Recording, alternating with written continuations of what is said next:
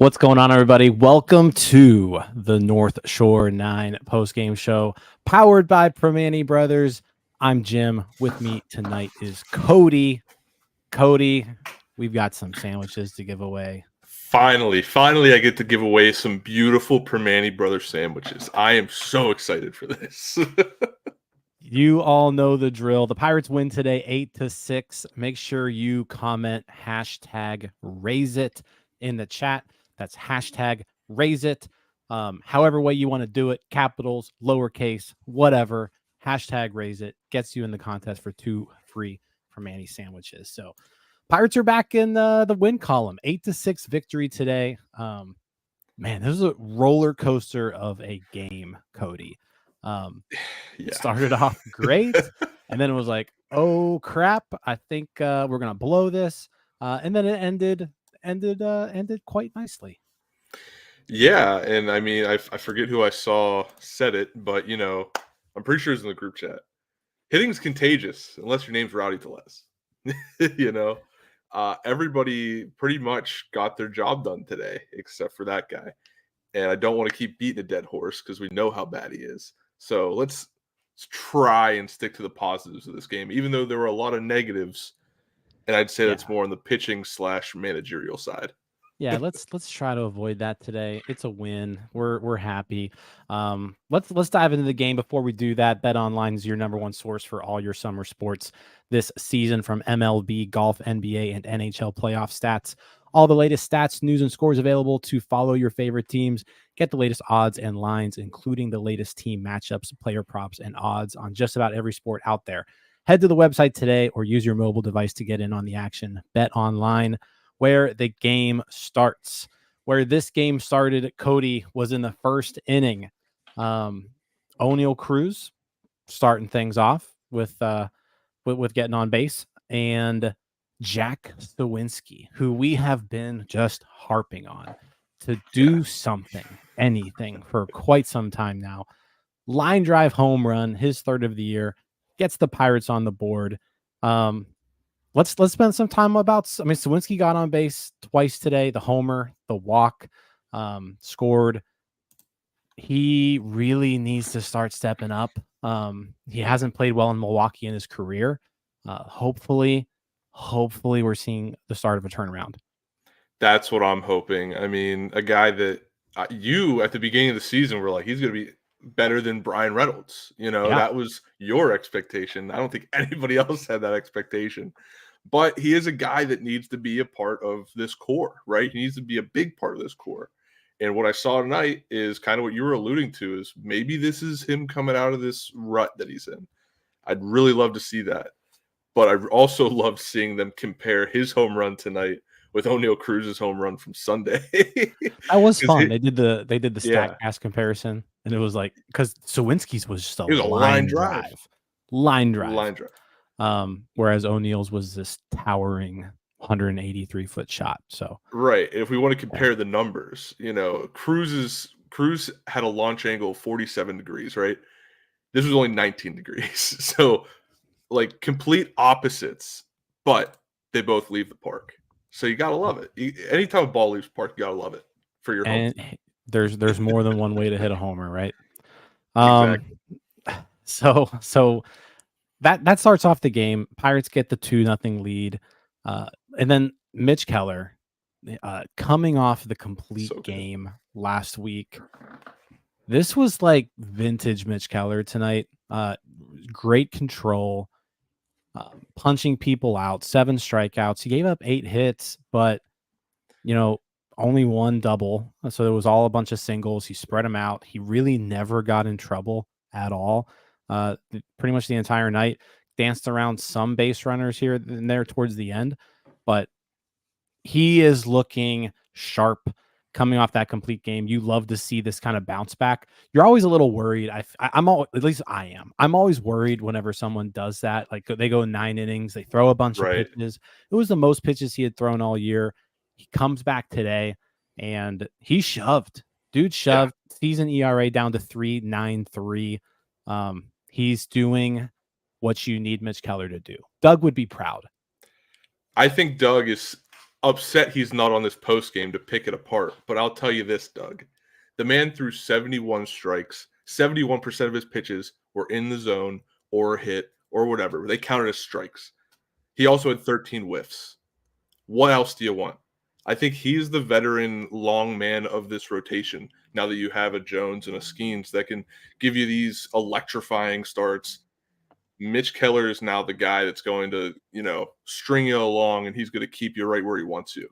And I loved this, especially after you said, he had that really long start last game. He started 9 innings, complete game, all this stuff. I was expecting it to be, 5 innings for him and he's out because he threw way too many pitches. But he comes in and he shoves, absolutely shoves. It was awesome. And not only were the results there, but he also looked really good. Yes. Like the stuff looked sharp, right? The velocity was there. He hit 98 at one time. He averaged 95.2 on his fastball, which was almost up an entire mile per hour from the season. He looked really good today. The stuff looked good. The sweeper was moving.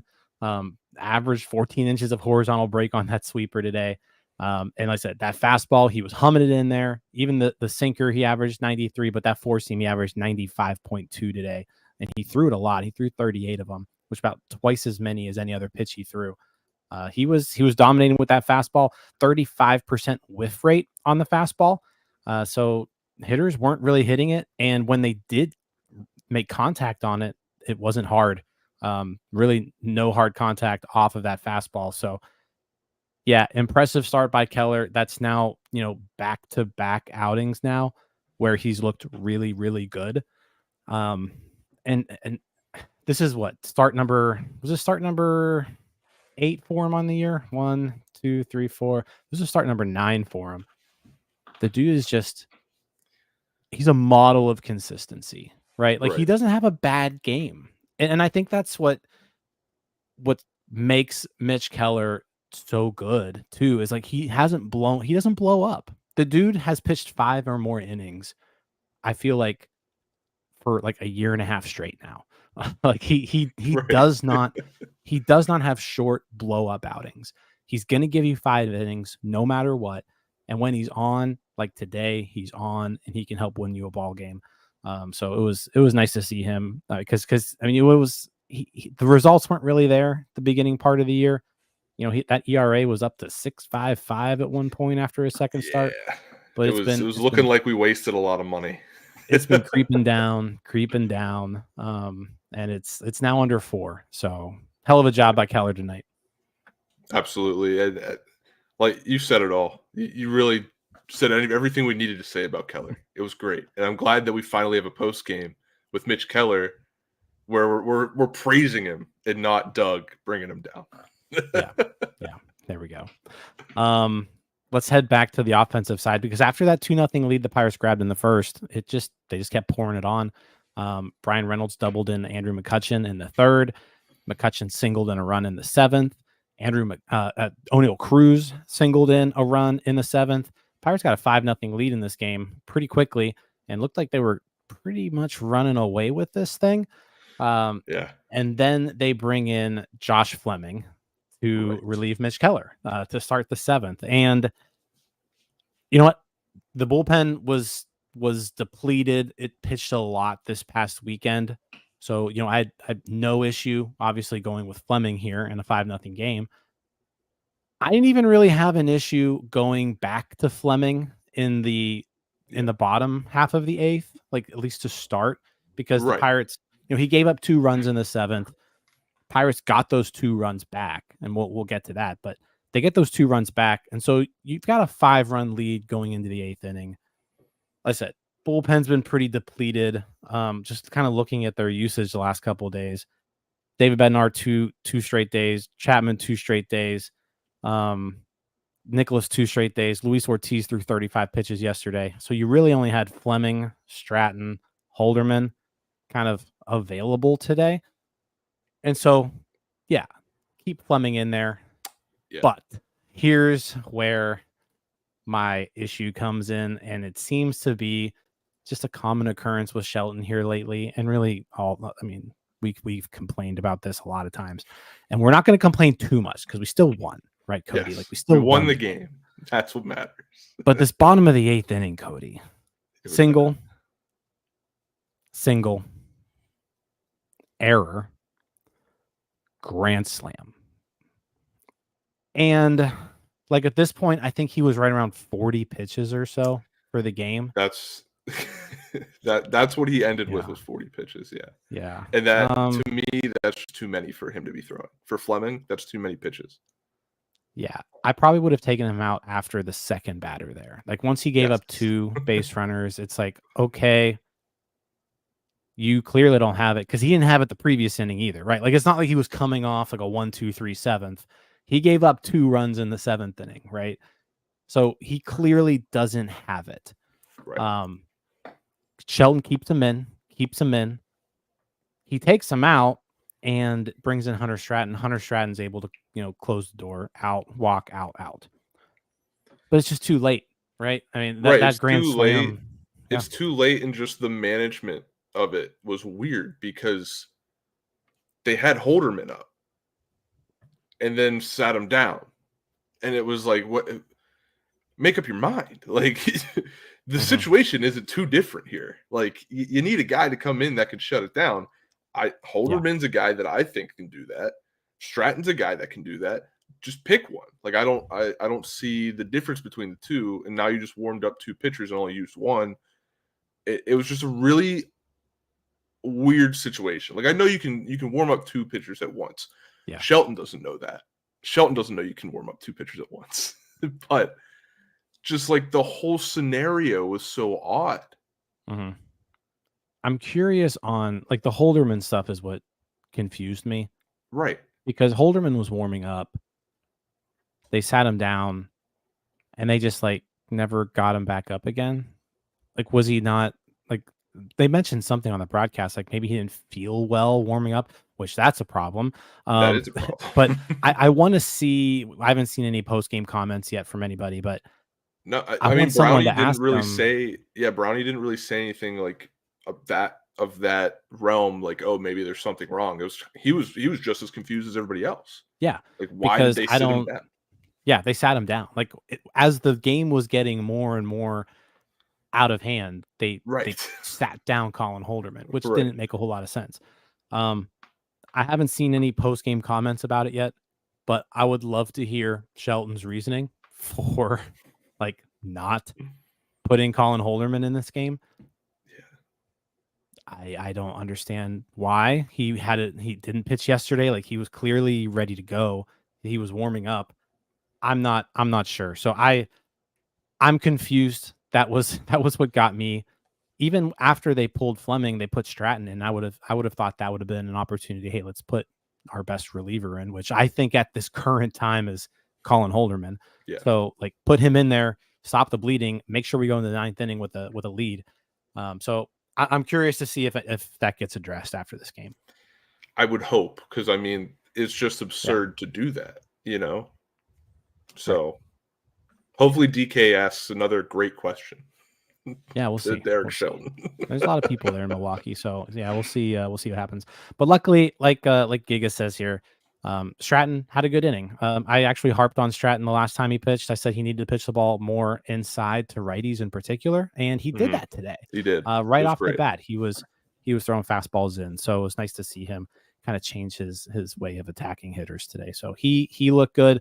And then David Bednar even came in the 9th, and he looked a little shaky, but he got a 1-2-3 9th inning for his 8th save. So we'll get to that, but kind of going back to that 7th, 8th inning territory, right? Someone in the comments brings up Cruz kind of bailed out Fleming in the was that the 7th inning? Yeah, the 7th inning. Yeah, with a rocket arm.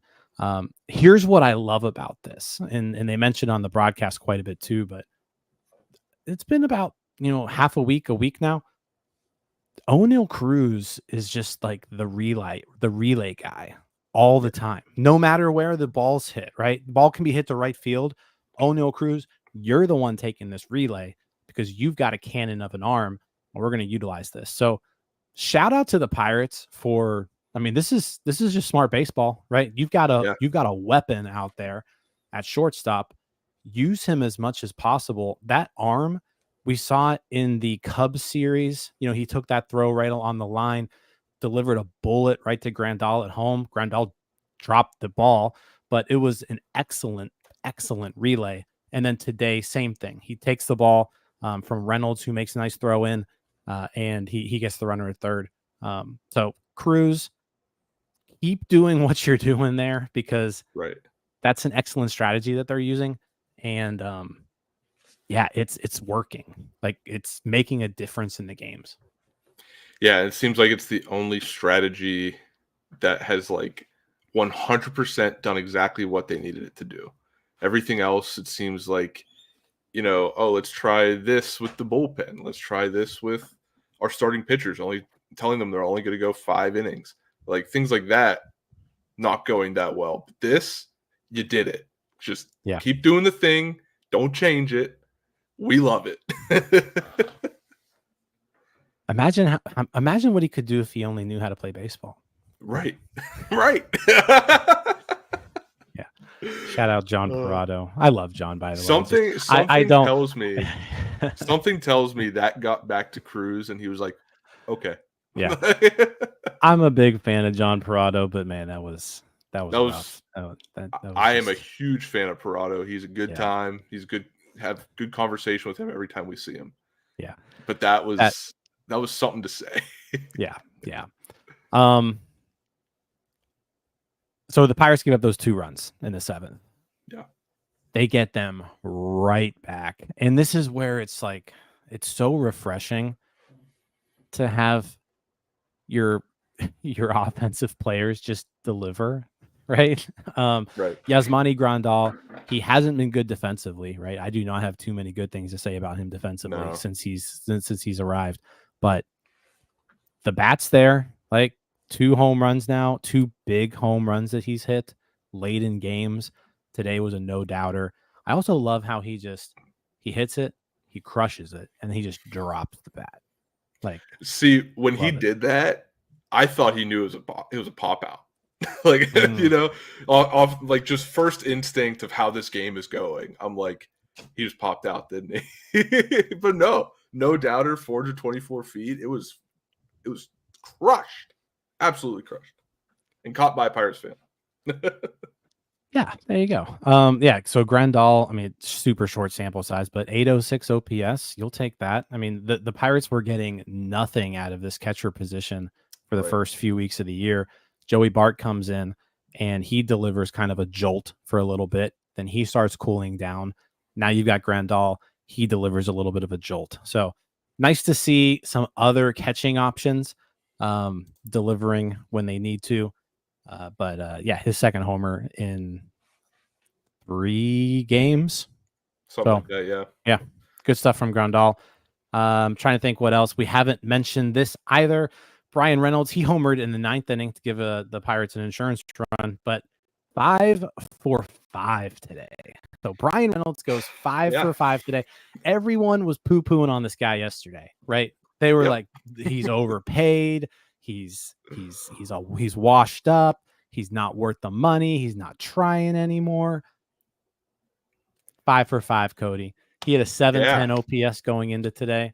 That OPS now is up to 778. He raises it 68 points today. It's only the second time a Pirate has had 5 hits this decade. He's the first outfielder to do it since Starling Marte.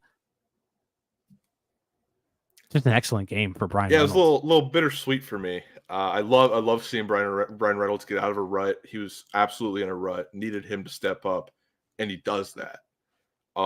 but I have him in fantasy. He was on my bench. Oh, no. You know what, though? Maybe that's what it was. Like, you needed to sit him. Right. It's the Cody curse, right? And you know what? Wait, now that I'm thinking about it, same thing happened with O'Neal Cruz. I put him on my bench. He had like a 7-point game. I was like, oh, okay. So then I started him. And he's still on a roll. So hopefully, maybe that's it. Maybe I need to get all the Pirates players, put them on my bench for a couple games, and they'll wake up. That's it. That's what it was. Yeah. So thank you, Cody, for benching Bryan Reynolds tonight. Absolutely. He goes off 5-hit game. Like now, all of a sudden, like I said, the OPS, like the season numbers look good. 778 OPS. He's now tied with O'Neal Cruz, who also continues to be on fire. He has 2 more hits today. He's got a 778 OPS now. And I want to talk about his 2 hits too. The first hit he had 116.3 miles per hour. Just an absolute laser beam off of his bat. And then in the 9th inning, right after the Reynolds homers, a 118.5 mile per hour double. He just hit one 119 plus the other day. He hit one 118 plus today. Man, he is just absolutely locked in. Absolutely locked in. And you know what? I think it started. You called him out in a post-game show like 3 weeks ago. I did. And I feel like ever since that moment, he's just been like on fire. It really does seem that way. I mean, I'll give the credit to John Parado for calling him out, saying he doesn't know how to play baseball. But I did. I called him out. I was like, this guy doesn't look like he wants to be there. He looked like a guy who wanted to be on a better team. He didn't care because we're not competitive right now, even though we should be. But I think he was just in that like rut where he's like, you know what? None of it matters right now. Why waste bullets now when I can go somewhere later? But ever since then, he's playing like he wants to win a pennant. He's been crushing it. Yes. These last 3 weeks or so, absolutely crushing the baseball. And it's so, like I said, it's just refreshing to see when you've got multiple guys who are delivering, you get games like this. Like, who would have ever thought the Pirates could have won a game that they gave up 6 runs in? They gave up 6 runs tonight, Cody, and they won. Yeah. Holy crap. Their last 2 wins, they've given up 9 runs and 6 runs. So, like, the offense might be waking up a little bit. They're answering the call, and it's awesome to see. Like, and I don't know if it's Skeens getting called up, and now they're like, oh, we got to, like, the guys here, we got to do it now. Or if it's just like, hey, we got to go. Like, we're behind now. We're behind in the standings. We're behind overall. Like, we got to get back to winning. And that it's happening right before our eyes. The guys that need to step up are stepping up. The pitching is phenomenal. The bullpen still needs work, but we're missing some guys. Some guys are hurt. Just a lot of usage, you know. It'll come, but it's like the meme where it's like you hit one slider, another slider goes off. You hit another slider, the other slider goes off, you know. And that'll happen. It happens. But right now, where the sliders lay, it's working, and I like it. Yeah. And games like these are fun. Like this is a fun game. It wasn't so much fun, you know, in the 8th inning. that was a little tense. But all in all, we get the win. We're giving away sandwiches. So again, if you are in the comments, hashtag raise it to be entered into the sandwich giveaway. 2 free Primanti sandwiches we're going to be giving away at the end of the show. That's hashtag raise it, just like Rob right here. We've got 66 entries so far. I know there's a whole lot more than that watching this. So get your comments in, get into the contest. This morning, Donardo and we talked about Andrew McCutchen. And we talked about how the batted ball data supports better production than what he's been giving. I thought today, too, was another outstanding game from him. He even got unlucky today. He picked up 2 hits, but he probably could have had more. There were some hard-hit baseballs that he had that were just hit right at people. But 2 hits today. The one right at Bryce Terang, I was like, how did Terang hold on to it? That was a flamethrower. That was early in the game. He hit it 102.8 ground out. That was like a one hopper right to Terang. Expected batting average 560 on that one. So yeah, like he was hitting the ball hard. He had another line out, 96 miles an hour. But like he seems locked in here lately. He's swinging the bat. He's having good at bats. He's getting on base. He's walking. The strikeout rate is down. It's that leadoff spot. Like I think he's just really comfortable there. And you got to keep him there. Like you got to keep him in that leadoff spot because it's working. I mean, going into today in the leadoff spot, just real quick batting first, 240 batting average, 345 OBP, 440 slugging. That's good for a 785 OPS, 121 weighted runs created plus. And that's just going to go up after today. So good to see Kutch kind of getting on a roll here. Yeah, it's fun to see, especially after, I got gifted a nice little thing at work. A friend of mine gave me this nice home field advantage Kutch card. Oh, look at that. So it has to be a little bit of good luck there, right? Yeah. I'll tell you what, I love those home field advantage cards. I don't think there's too many Pirates ones out. I think there's a McCutchen, there's a Cruz, there's a Hayes, and I want to say there's a Roberto Clemente out there too. Oh, now that's the one to get. I think there is. I could be wrong, but I think there is. Someone correct me on that. But no, those are cool cards. But yeah, no. I mean, another thing too, Pitt City, what here? Kutch can move. Like he was motor around the bases. He scored from first on Reynolds double, and yeah, he was chugging along. And then when he gets tired back in the dugout, gets back to the dugout, he lays down on the bench. He's double fisting Gatorade. That was a pretty fun moment. But yeah, the team, they're having fun right now. They're hitting. The starting pitching has still been outstanding. I just really, really hope this starting pitching can just continue to perform the way they are, and these bats start turning around. Because amazingly, with how bad this team has looked this past month, they're still they're 18 and 23. Like this isn't some insurmountable. Oh, 19 and 23. I'm sorry. After saying 19 and 23. Right.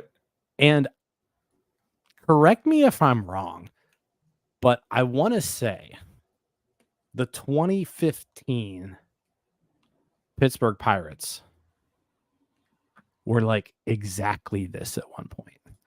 So let me just quickly so the Pirates in 2015 at one point they were 18 and 22 at one point.